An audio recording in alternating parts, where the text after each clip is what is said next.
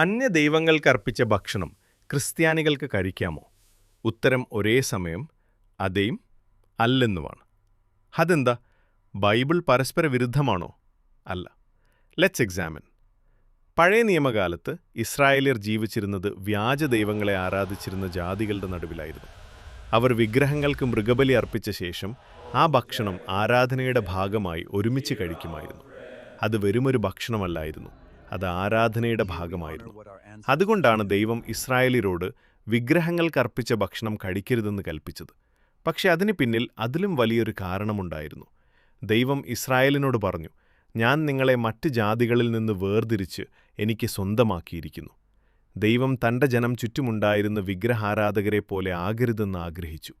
അല്ലാതെ ഭക്ഷണത്തിൻ്റെ പ്രത്യേകത കൊണ്ടല്ല. അവർ ഈജിപ്തിലെ അടിമത്തത്തിൽ നിന്ന് പുതുതായി പുറത്തു വന്ന ഒരു ജനതയായിരുന്നു. ആത്മീയമായി അവരിപ്പോഴും വളരേണ്ടവരായിരുന്നു. ചുറ്റും മുഴുവൻ വിഗ്രഹാരാധനയായിരുന്നു.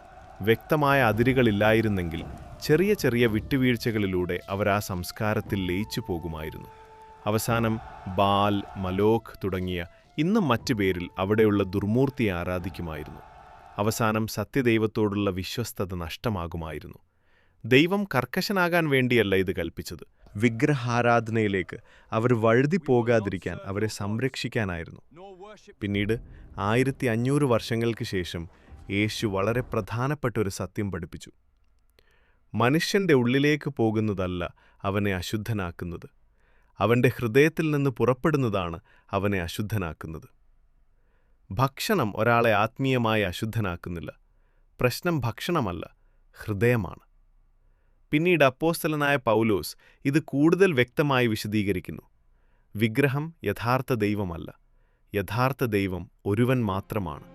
അതുകൊണ്ട് വിഗ്രഹത്തിന് അർപ്പിച്ചിരുന്ന മാംസം പിന്നീട് മാർക്കറ്റിൽ വിൽക്കുകയാണെങ്കിൽ ഒരു ക്രിസ്ത്യാനിക്ക് നന്ദിയോടെ അത് കഴിക്കാം.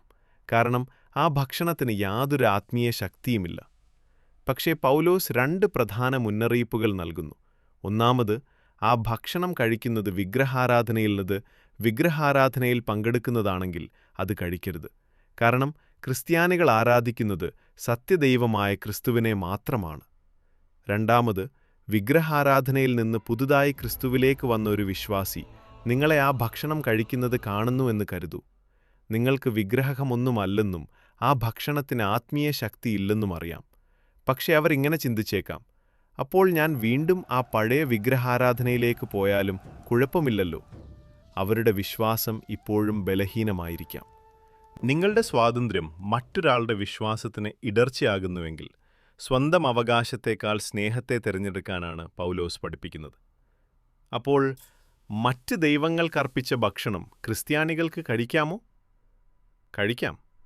അത് വെറുമൊരു ഭക്ഷണമാണെങ്കിൽ, വിഗ്രഹാരാധനയിൽ പങ്കെടുക്കുന്നതല്ലെങ്കിൽ.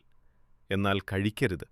അത് വ്യാജ ദൈവങ്ങളുടെ ആരാധനയുടെ ഭാഗമാകുന്നുവെങ്കിൽ, അല്ലെങ്കിൽ മറ്റൊരു വിശ്വാസിയുടെ വിശ്വാസത്തിന് ഇടർച്ചയാകുന്നുവെങ്കിൽ.